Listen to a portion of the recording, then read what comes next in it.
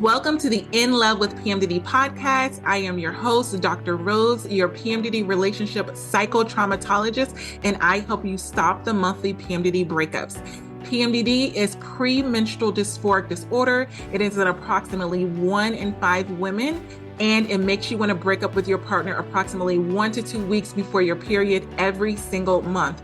So as someone who has suffered with PMDD for over 18 years, I dedicated my doctorate practice to helping partners navigate those monthly PMDD breakups with everything from attachment styles, triggers, sensitivity to noise, sensitivity to touch, all of the things that you really struggle with when you're in PMDD. And I also dedicated my dissertation to a phenomenological study of the relationship experiences of partners of individuals who suffer with premenstrual dysphoric disorder. So I'm not just here to help the sufferer, the one who is suffering with PMDD. I am here for the partners as well. So if you need those private sessions, make sure you go to inlovewithpmdd.com and get those tools. So let's get into this week's PMDD trauma transformational tools that is going to help you stop the monthly breakups and stop the suffering and stress in your PMDD relationship. Let's get into it.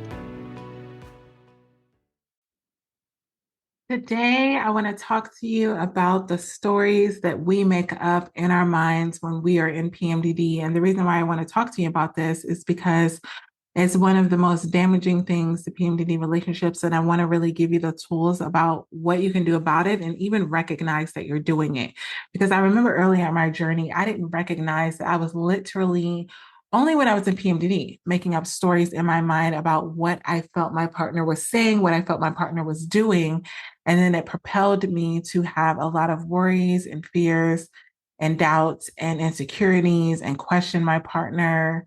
And I just ended up in this spiral. And I remember one of my best friends, asking me one day, and she was just like, but how do you know? Like, she would always ask me, she's a very fact-based person, and I'm a very feeling-based person. So a lot of times I would be telling her, like, yeah, my partner feels like this, and my partner feels like this. And she's like, but what did he actually say? What did he actually do?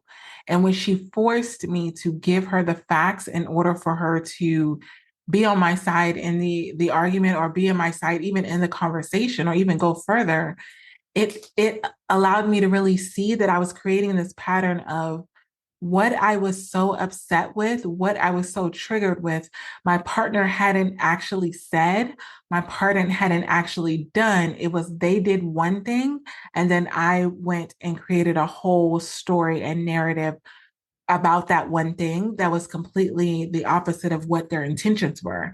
And if you're my private client, I always ask, did your partner do this maliciously? I'm always very cognizant of the intentions of your partner, because I know that we have these things in PMDD, and they are called cognitive distortions or catastrophizing. What this means is we're making up stories in our mind about what we think that our partner is thinking, what we think that our partner is doing. Like, your partner may do something, and then you create a story about why they did that one thing. Like, do you have any proof that the intentions that you're thinking in your mind is their true intentions? No, but you're getting offended based off of a made up story in your mind, which is a cognitive distortion. And it's really damaging in PMDD relationships because it seems so real.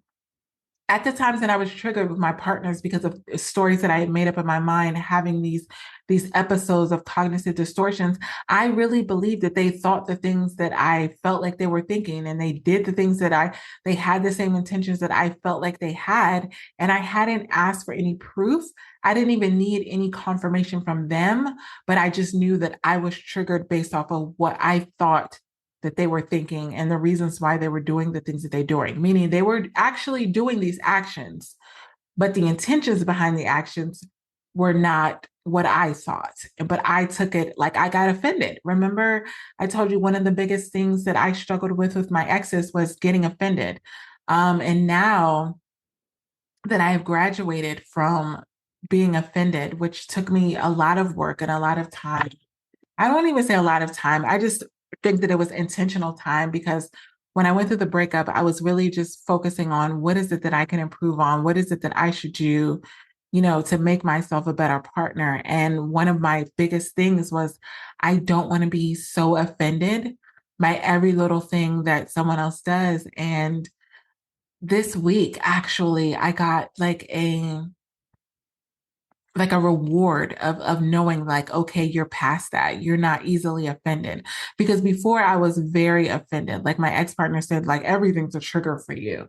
Like I was very offended by every little thing that my partner was doing, and now I feel like I have the ability, when I would be offended, to take a step back and look at the situation objectively and not immediately get offended. And an example of that was earlier this week. I'm in finals week with my daughter, and I was like, "Hey, do you need me to help me with some homework?" Like we are texting because she's homeschooled and she's in 10th grade and she's finishing up her schoolwork. And I was like, "Hey, do you need me to help you?" And she was pretty much like, "No, I don't want you to help me because you make me feel dumber than I already feel when you're helping me with the homework. Like I'm worse off when you help me."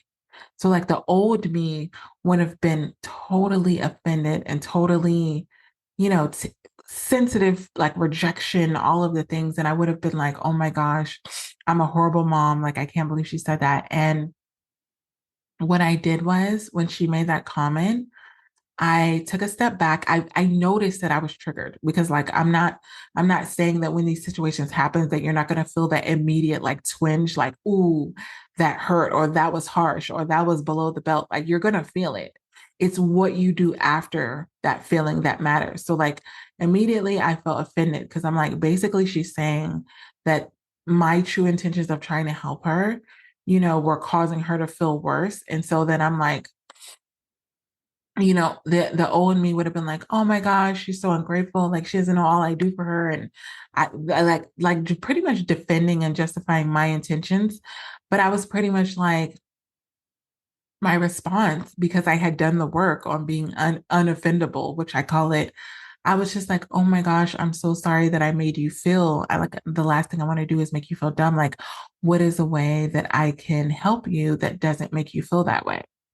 And then it was a situation where she was able to tell me, I would like it more if you allowed me to do things on my own because it makes me feel like I have the capability to do it. And, you're not calling me incompetent by thinking that you have to stand over me to do it and all of these things. And I said, okay. I said, I'm sorry that I didn't know that. But moving forward, I'm going to make that change. And so when I'm wanting to support you with schoolwork, like I'm going to allow you to do it as long as it's done on time. I'm not going to stand over you. I'm not going to continuously question you, because she was saying like the continuous questioning made her feel stressed out more and like all of these things. And I was like, that's the last thing I want to do, is stress you out even more.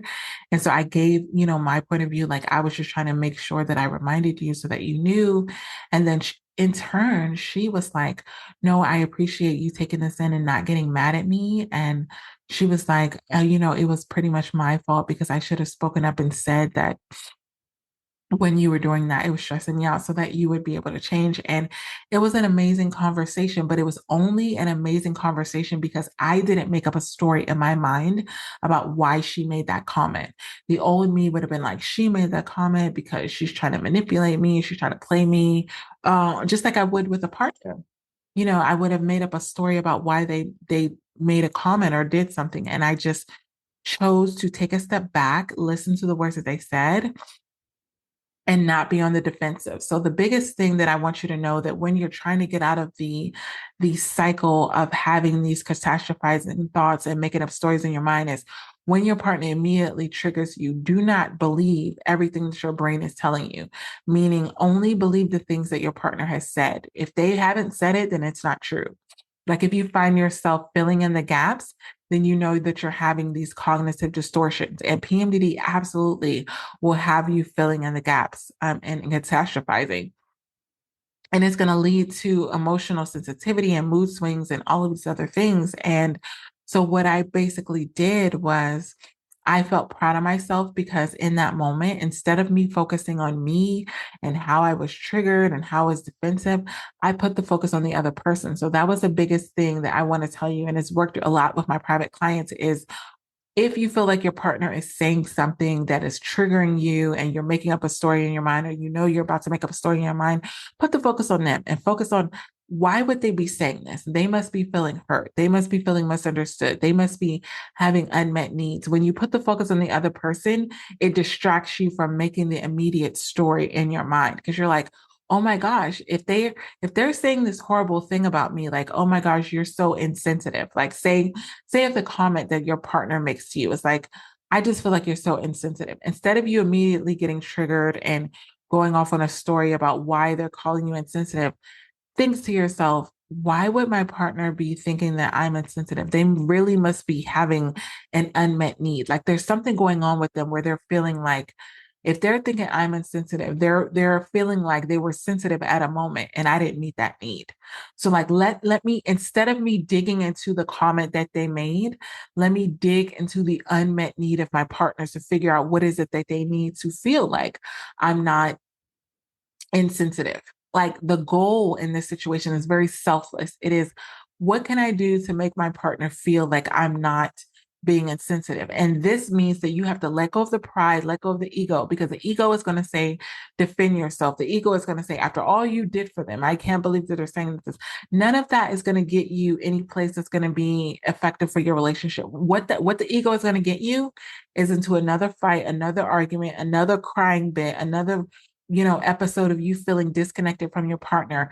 If you're wanting to stay connected to your partner, when they say these things that are triggering you, instead of getting offended, instead of feeling super sensitive about it and feeling like I need to fight back and I need to make up a story in my mind and I need to go off on my own, because a lot of you have taken my tool of taking space, meaning you've taken space and then made up stories in your mind. That is not what I meant. I meant take up space and clear your mind, not take up space and make up a story in your mind about what they're saying and thinking without having an actual conversation, with them.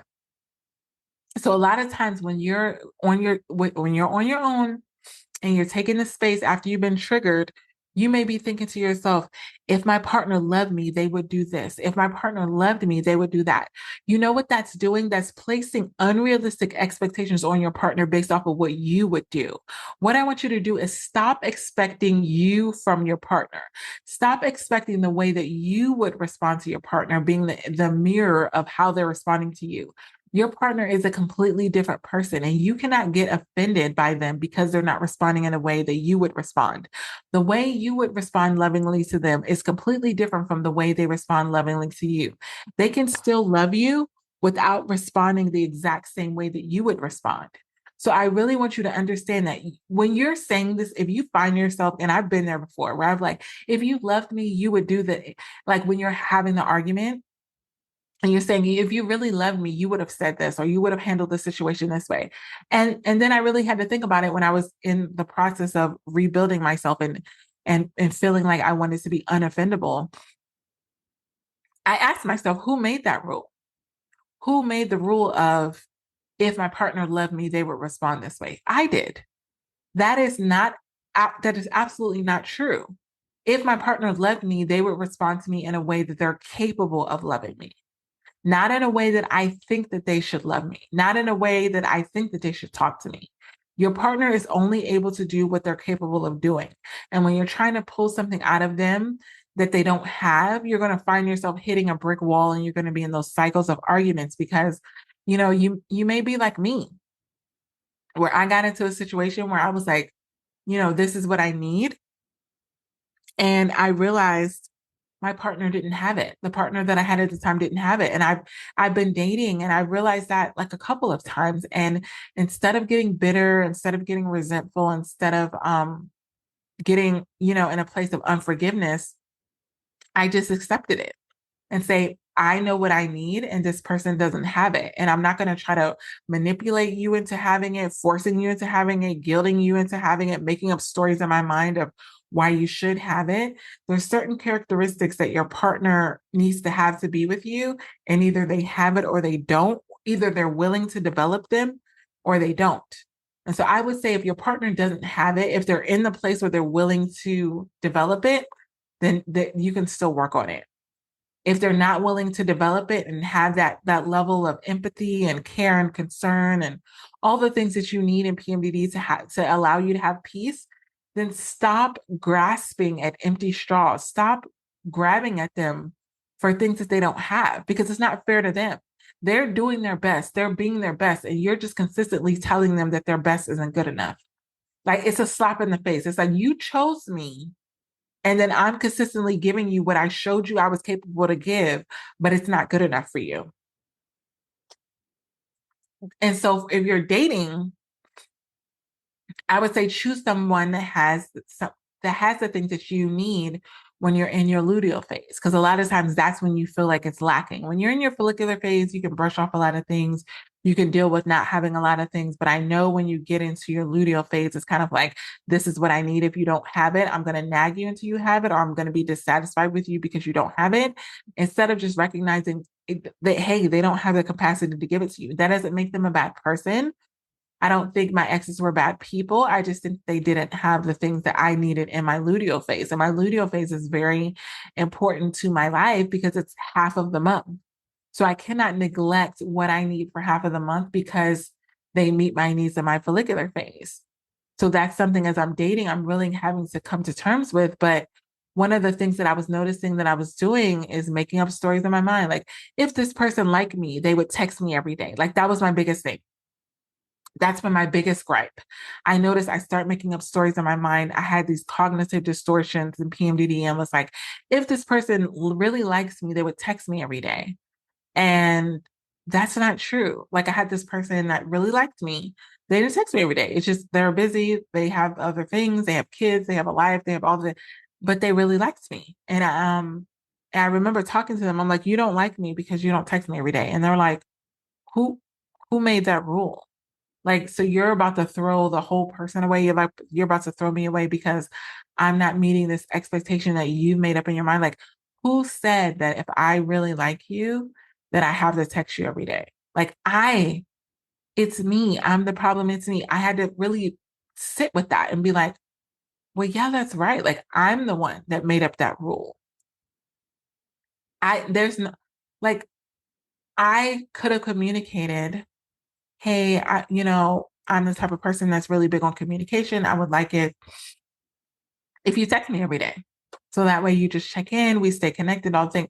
That's not their thing. They could think about me throughout the day and not text me, which for me was like mind boggling. I'm like, how do you think about, I was like, oh, so you must not think about, again, making up a story in my mind. You must not think about me when we're not together. They're like, I think about you all the time.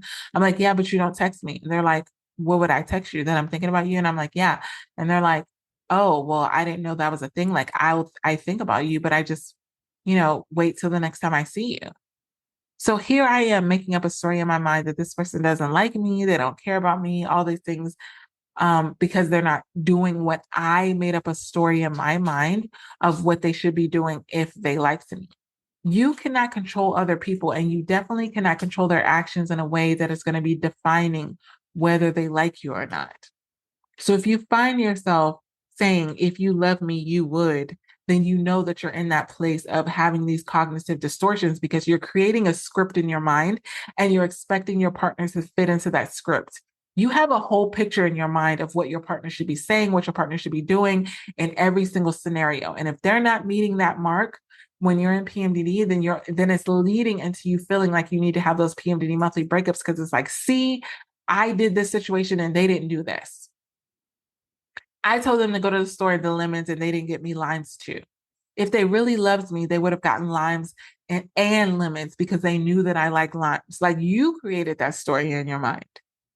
And one of the biggest things that was the most hurtful, like sometimes the most hurtful things that people do and say to you are the biggest lessons in your life.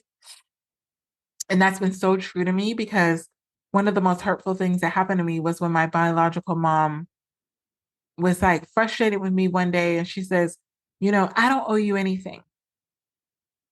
And that's the beginning of when we became estranged and not talking because I cut off communication because I pretty much was like, I created a script in my mind like, if you loved me because you gave me up as a child and you should be wanting to make it up. You should be wanting to be a better mom to me. You should be. It's whenever you get into that mindset of you're catastrophizing. You're making up a story in your mind.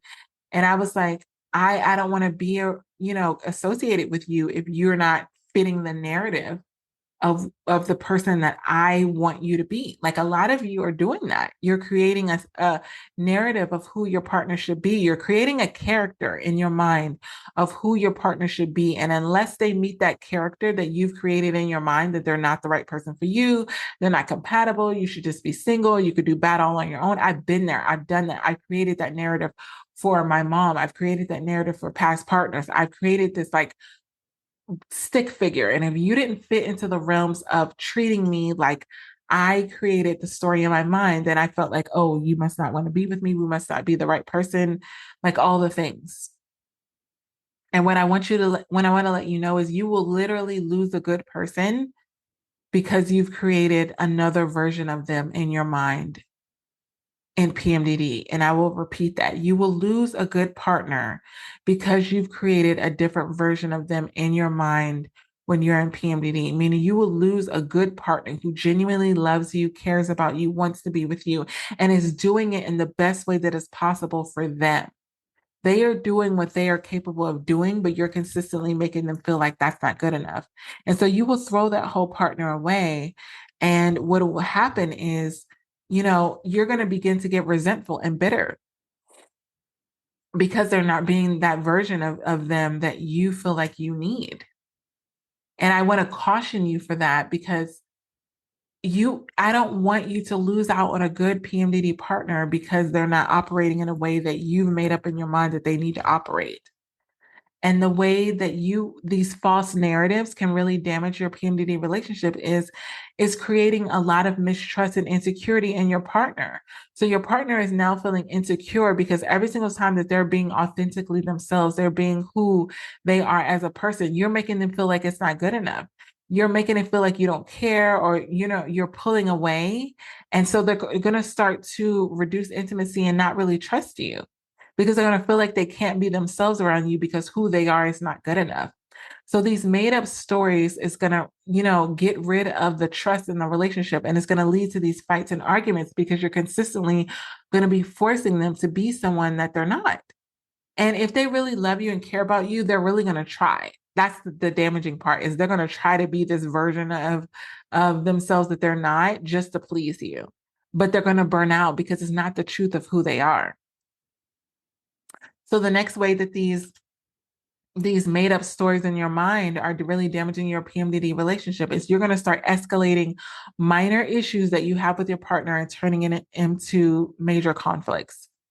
Small misunderstandings or disagreements are going to become major problems and issues because PMDD can magnify your emotions. So it's making it easier for you to blow things out of proportion, make things bigger than they are. And what could have been a minor discussion where you just communicated what you didn't like or what you were triggered by, it's going to turn into a full-blown fight because you're going to begin overthinking based off of the stories that you've created in your mind.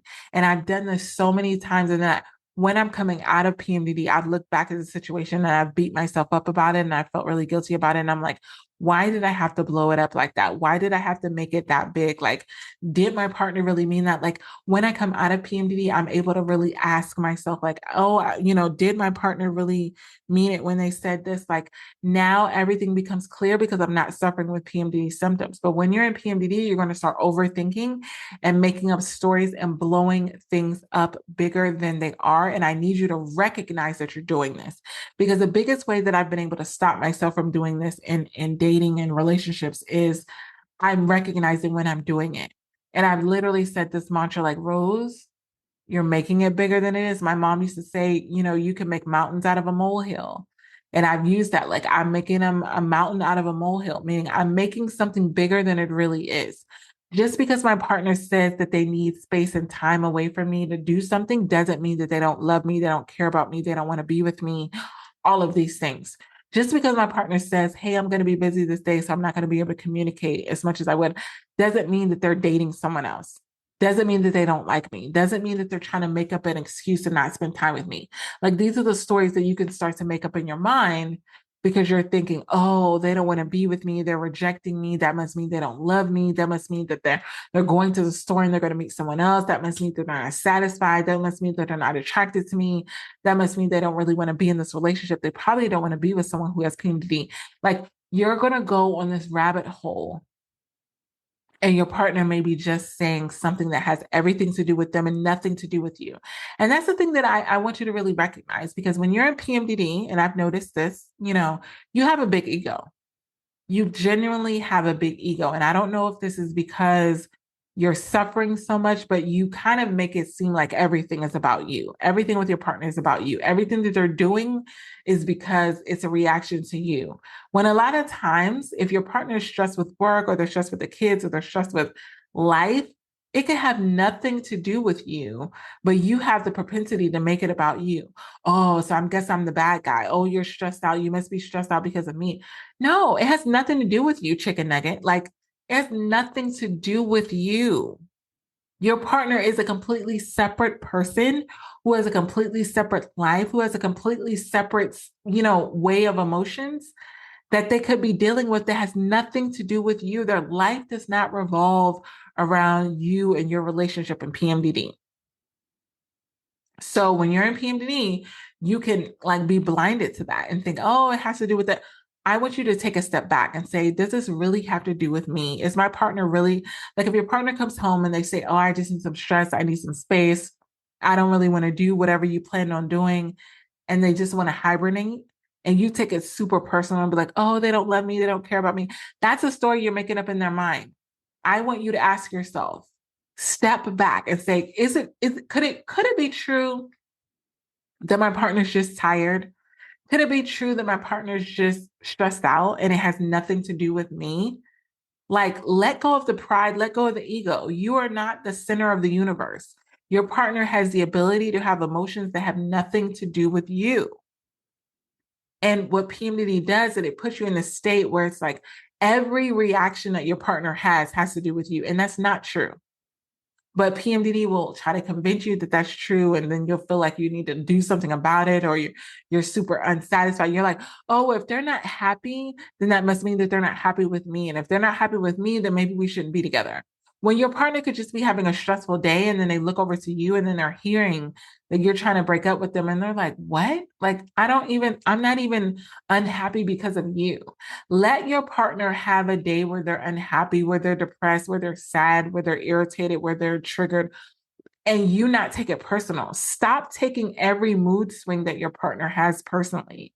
A lot of the times, it has everything to do with them and nothing to do with you. But when you're in the space, when you're connected in an intimate relationship with someone, you have the propensity to make it all about you, and it could have nothing to do with you. Like, be selfless, take yourself out of it and say, I don't want to create another problem. I don't want to create another argument for my partner. So I'm going to choose to be there for them without making it all about me. And I had to do that earlier this week, where I tell you with my daughter, where it was like she was saying everything that she was dissatisfied with. Could I have made it about me? It was like, oh, you think I'm a bad mom? I'm a horrible person. Like, after all I did for you, like, no, that would have been me making it about me and not really addressing the reality of her emotions. And what happened at the end of it was she thanked me that I didn't make it about me, because I wasn't in PMDD where I was in that place of like overthinking. And I know that if I was in PMDD, I could have done the same thing, which is taking a step back, but it would have been harder, but it's definitely possible.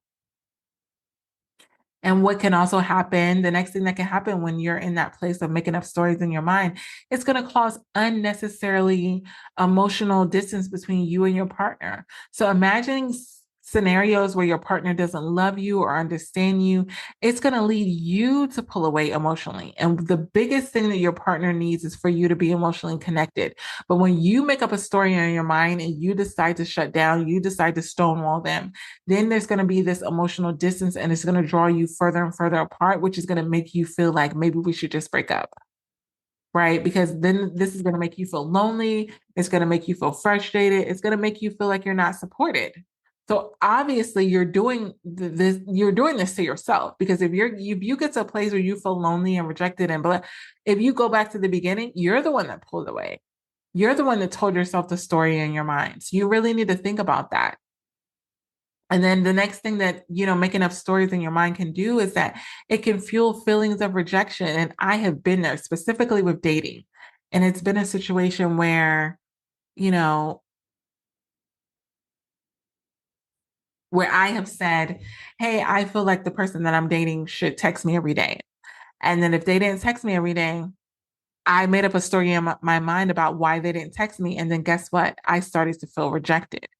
I didn't feel rejected because of anything that they had said and done. I felt rejected because I made up a story in my mind that they should text me every day. And so during PMDD, you can create stories about feeling unloved and unwanted, even if your PMDD partner hasn't given any indication of that. So these imagined feelings of rejection can make you act in a way and push your partner away. And it could be a cycle of that every single month. You're making up a story in your mind about what your partner has not done and not said and not acted on. And then now you're pulling away. So you're actually robbing yourself of getting the very thing that you're wanting. I did that. I was dating someone and I was like, oh my gosh, they didn't text me, they didn't whatever. So then when I was finally went on a date with them, I was standoffish. I was just kind of like feeling like they needed to earn my attention. I was in the ego and I was feeling like I didn't want to emotionally connect to them because they didn't give me what it is that I wanted in that moment. And it's like, who said that they had to? Like they didn't start dating me or get in a relationship with me and say, I'm agreeing to this contract of being this way. They are the way they are and how they feel about me. They have the freedom and the autonomy to express it to me in a way that is authentic to them. If I go and tell a person, hey, I only feel loved and cared about when you text me every day at these specific times, and they do it, they're going to be bitter and resentful. They may do it if they really like me. They may say, oh, okay, I'm going to do it, Rose, or whatever. And then they're going to be bitter and resentful because it's not true to who they are. It's a story that I made up in my mind. It's expectations that I made up in my mind that this is the way you need to be in order to date me, in order to be with me, in order to care about me, in order to love me. And that's not being with a different person, that's being with yourself. If you want someone to do what it is that you want them to do all the time, then be with yourself because you're the only one that's going to meet your needs in the way that you feel that they should be met 100% of the time. Are there times where your partner can meet their needs and it be organic? Like, hey, you want them to text it. Like I had a partner where I love text communication and they did that, but they were lacking a whole bunch of other things. So I ended up throwing a partner away that had all the other things that I wanted, but because they didn't text me, I felt like it wasn't good enough. So like it's a catch 22. You could be throwing away a partner who doesn't do a specific thing that you've made up in your mind. It's like if they love me, they would do this. But then you're going to miss out on all the amazing qualities that they have in the ways that they did fulfill you. And I caution you to do that because you're going to regret it later on when the dust settles. And it's like the 80-20 rule. You know, it's kind of like every person is only going to be able to give you 80% of what it is that you want, especially with PMDD, because we have so many different nuances and wants and needs. You cannot expect 100% of a person to be mirrored to the story that you made up in your mind. Your story is a story. And I want you to call yourself out on it. You know, I'm really big on that. Call yourself out on, I'm making up a story in my mind about this person and what they should do. I'm making up a story in my mind about my partner and what they should do. When you call yourself out, you're going to be less offended, less triggered, less resentful, less bitter, and less unforgiveness because you're going to recognize that you're making up a story in your mind and it's not really based off of anything that they've said and done. They're not trying to hurt you. If they're with you, I want you to let your guard down. This person cares about you. This person loves you.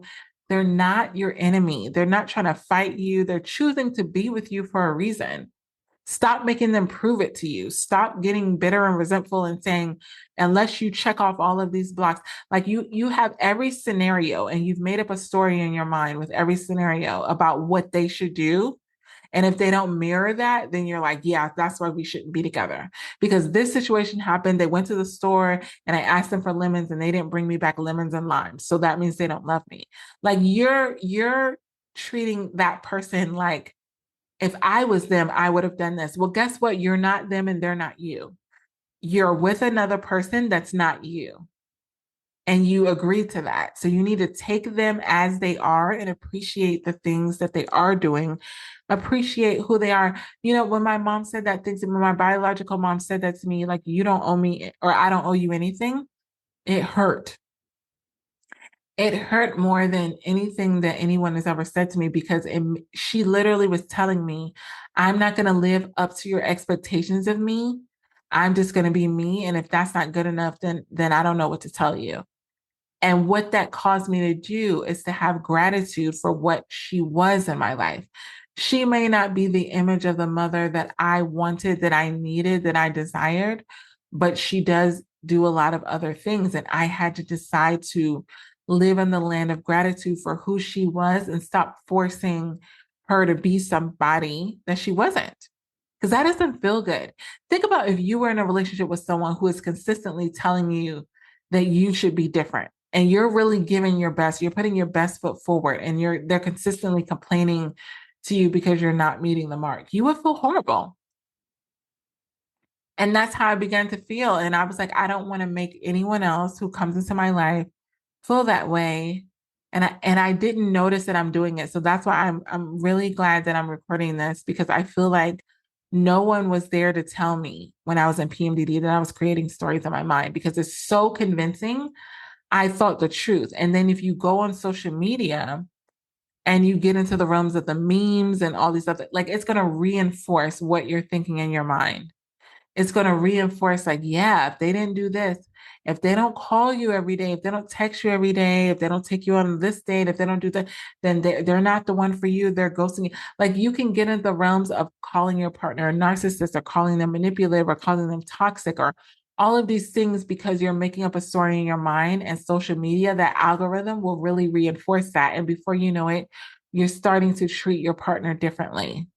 And I've been there so many times, and I don't want you to ruin a good relationship because you're in that place of treating your partner like they need to be exactly what you think they need to be. Accept people, accept your partner for who they are, have gratitude for who they are, and stop expecting you from you. Allow your partners to be authentically who they are, and then decide if that's who you want.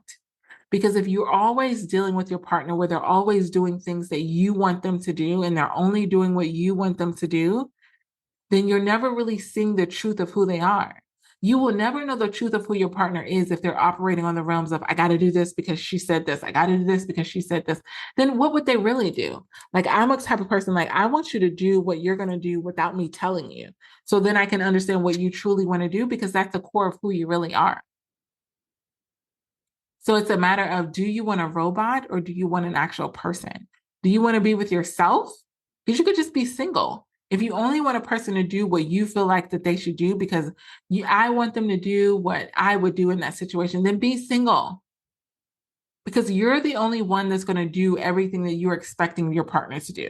Because it's your brain, it's your mind, it's your emotions, it's your DNA, it's your needs, it's your wants, it's your desires. You. Get out of the ego, drop your pride, understand that your partner is a separate entity, especially when you're in PMDD. What they need, they have needs when you're in PMDD. They're a separate person. Your suffering doesn't override their needs physically and emotionally.